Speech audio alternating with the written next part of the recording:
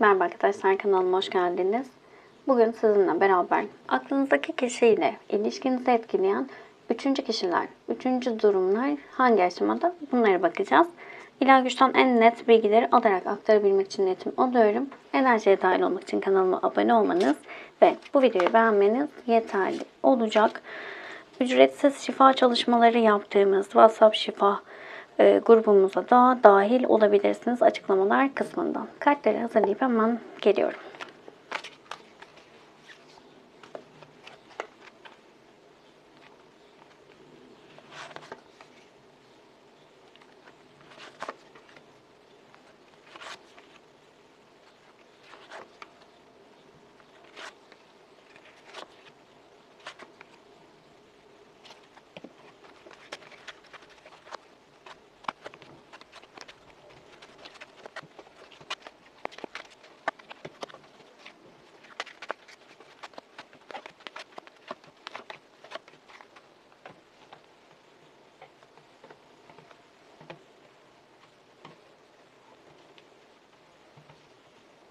Evet, kartlar hazır. Bütün hayrın olsun. Hemen başlayalım. Öncelikle şu an aralarında neler oluyor? Buna bakalım. Baykuş, sevgi boyutuna geçiş, meditasyon, yorgun hissetme ve imparator kartı. Şimdi biraz ego yapılan bir sürecin içerisinde olabilirler birbirlerine karşı. Özellikle eril olan taraf ciddi şekilde baskın bir enerji oluşturuyor diyebiliriz. Burada taraflardan biri çok baskın bir enerjide ve bu baskınlıkla beraber diğer tarafı daha çok kontrolü altına aldığı bir sürecin içerisinde olarak görünüyor. Meditasyon, baykuş ve sevgi boyutuna geçiş kartına baktığımızda şimdi bir süredir ciddi şekilde yoruldukları, psikolojik olarak yıprandıkları bir süreçten geçmiş olabilirler. Ve taraflardan biri birazcık bu konudan bıkmış olarak geliyor diyebiliriz. Şimdi baykuş kartıyla beraber, şimdi baykuş bilgeliktir, hayata bakış açısıdır. Şimdi bir taraf daha böyle sevgi dolu, daha sakin bir hayat arayışı içerisindeyken, isteği içerisindeyken diğer tarafta baskın bir enerji oluşturuyor. Daha yüksek bir enerji oluşturuyor. Ve aslında birbirlerine karşı çok uyum sağlayamadıkları bir sürecin içerisinde olduklarını söyleyebilirim. Yani bir taraf sessiz, sakin bir enerji isterken, daha huzurlu bir ortam isterken diğer taraf daha böyle baskın ve yönetme isteği içerisinde daha çok ben, işte daha çok enerjisi var, öyle söyleyebiliriz.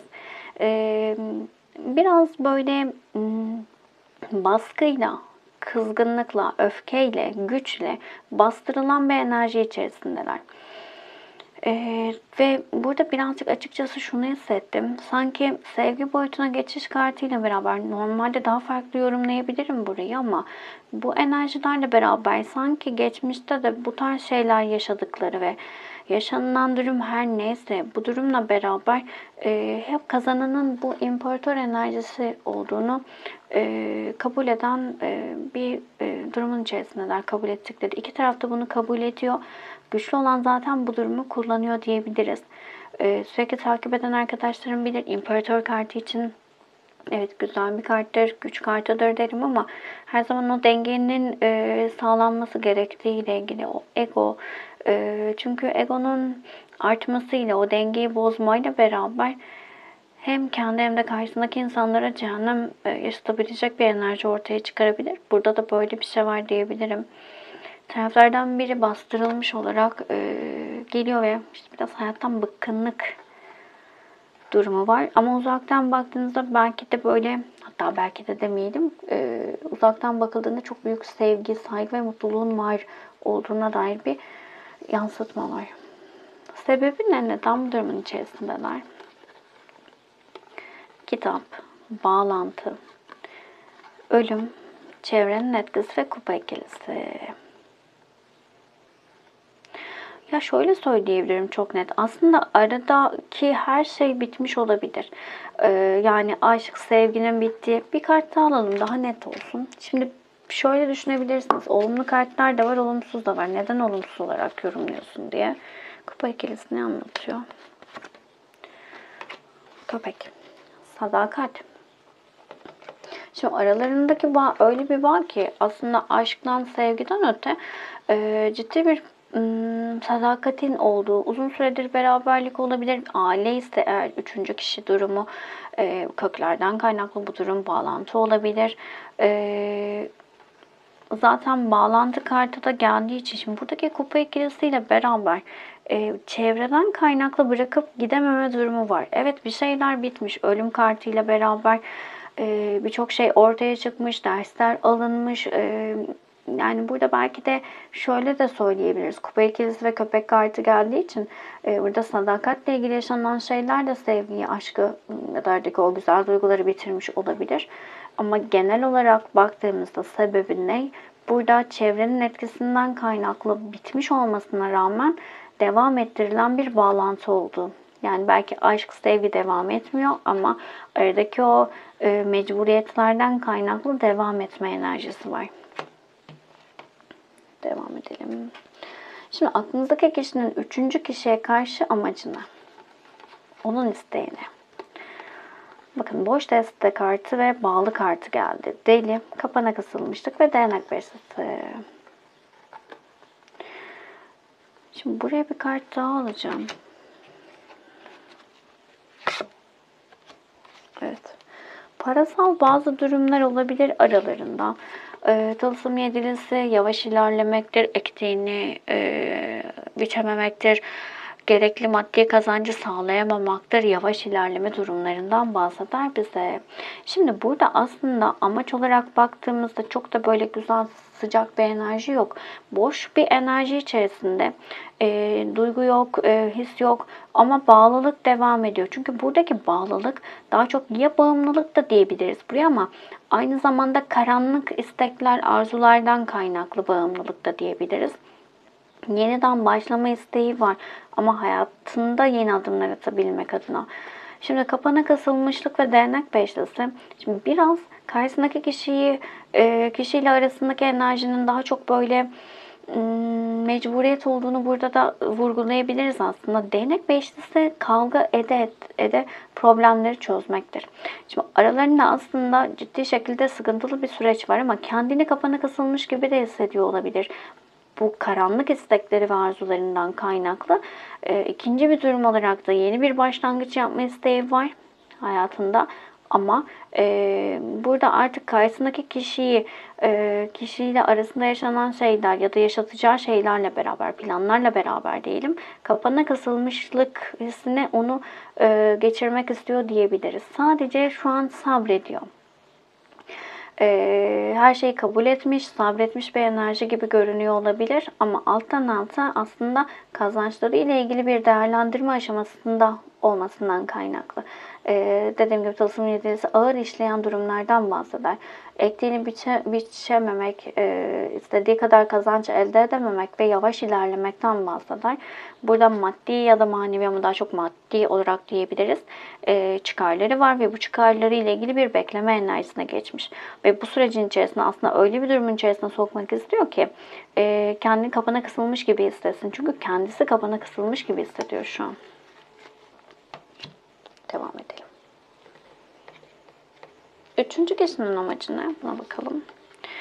Değnek kralı, öfke patlaması, atemdeva, yükseliş. Yükselen arkan kartı, kardeşlik.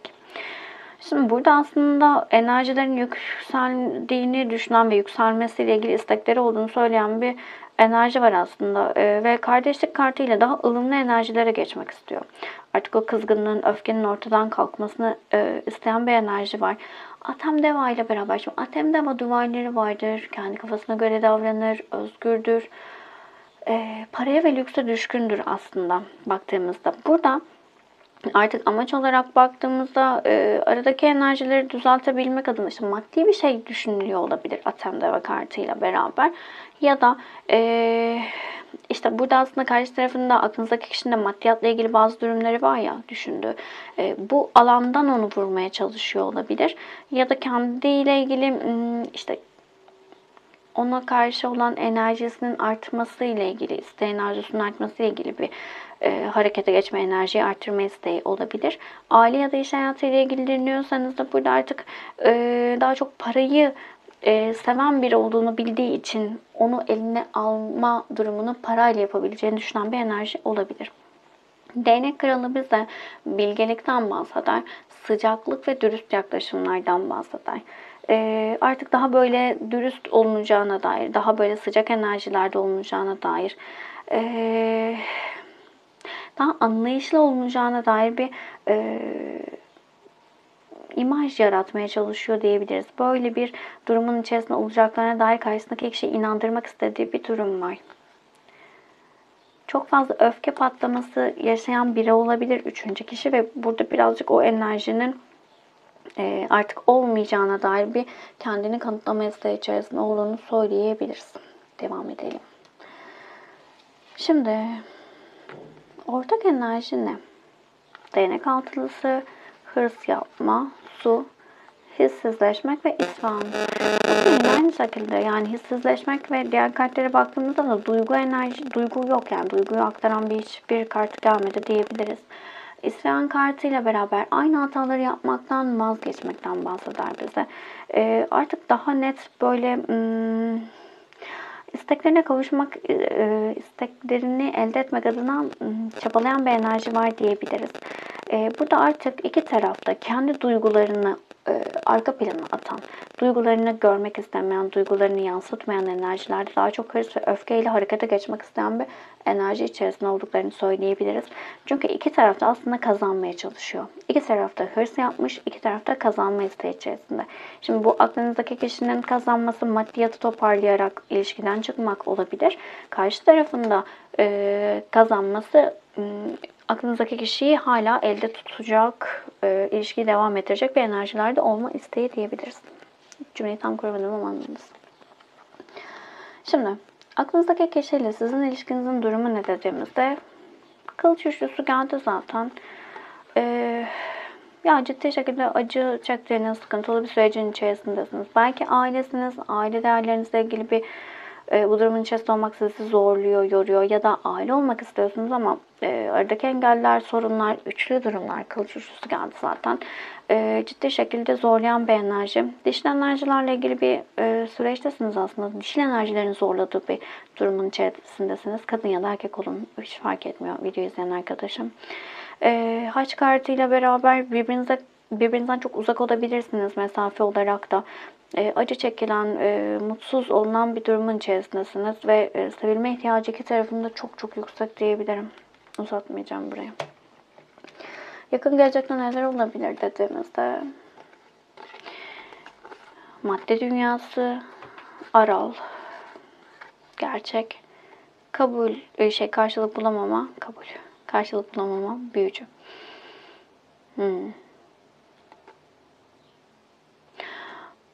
Şimdi burada şöyle söyleyeceğim. Birinci durum olarak çok kısa olarak hemen bunu aktarıp kapatacağım burayı. Bazıları için kolektif bir açılım hepinizde uyumlu olmayacaktır ama bazıları farklı enerjiler çalıştırmak, büyücü kartı büyü yapmaktan da bahseder çünkü bu tarz enerjilerle karşı tarafı beraberliğin içerisinde tutmak ya da bağları koparmamak adına tutmak adına bir çaba içerisinde olacak diyebilirim. Böyle bir enerji çalıştıracak olabilir. Çünkü isteklerinin karşılığını alamadığı gerçeğiyle karşılaşacak diyebilirim, yüzleşecek diyebilirim. Burada madde ya da farklı şeyleri de yeterli olmadığı için bu tarafa dönecek olabilir. Umarım burayı anlatabildim. Burayı hemen kapatıyorum. Bu enerjiyi büyütmeyelim. Şöyle söyleyebilirim. Şimdi gerçeklerle yüzleşme, karşılık bulamama, düşünüldüğü gibi her şeyin gitmemesi, sevgi eksikliğiyle beraber burada artık bir şeylerin kopacağını söyleyebiliriz. Net olarak ortaya serilecek. Ancak bu noktada daha çok böyle parasal konuların ve aile konularının kullanıldığı bir süreç olacak. Çünkü taraflardan biri daha çok böyle aileye düşkün, işte çocuk olabilir, evlilik varsa, evliliği varsa bir çocuk olabilir ya da evlilik kurumu olabilir. Ya da evlilik yok böyle sadece partner durumuysa burada maddesel tarafla ilgili bir zorlama durumu olabilir. Yani burada artık ilişkinin devam edemeyeceği, devam etmemesi gerektiğine dair, istenilmediğine dair mesajlar çok netleşecek, gerçeklerle yüzleşilecek. Ama bu alandan çıkılmaması adına farklı kozlar oynanacak diyebilirim. Birazcık sıkıntılı bir süreç. Buradaki enerjiler değişip dönüşebilir. Biraz sürünceme. Ama açıkçası aklınızdaki kişi de parasal konuları biraz çekilebilecek biri olarak geliyor açıkçası. Bir tane de şaman kartı alalım. Yağmurcu kartı geldi. Bakalım size ne mesajı veriyor şaman kartları.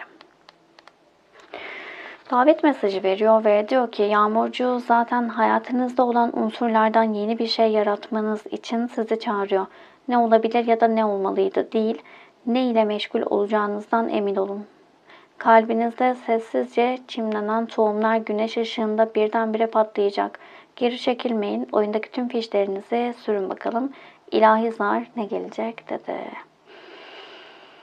Evet, ne olabilir ya da ne olmalıydı değil, neyle meşgul olacağınızdan emin olun. Burada biraz şey hissettirdi.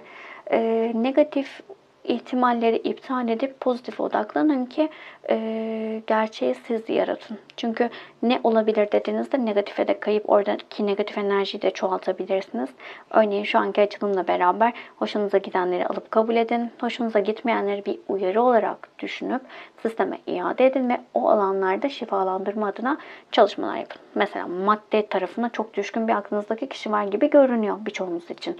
Bu alanla ilgili onun şifalanabilmesi adına yani ona bir şey yapamazsınız belki ama şöyle yapabilirsiniz. Hayatımdaki kişi, sevdiğim kişi maddesel madde ve zihin ve kalp arasındaki dengeyi sağlıyor.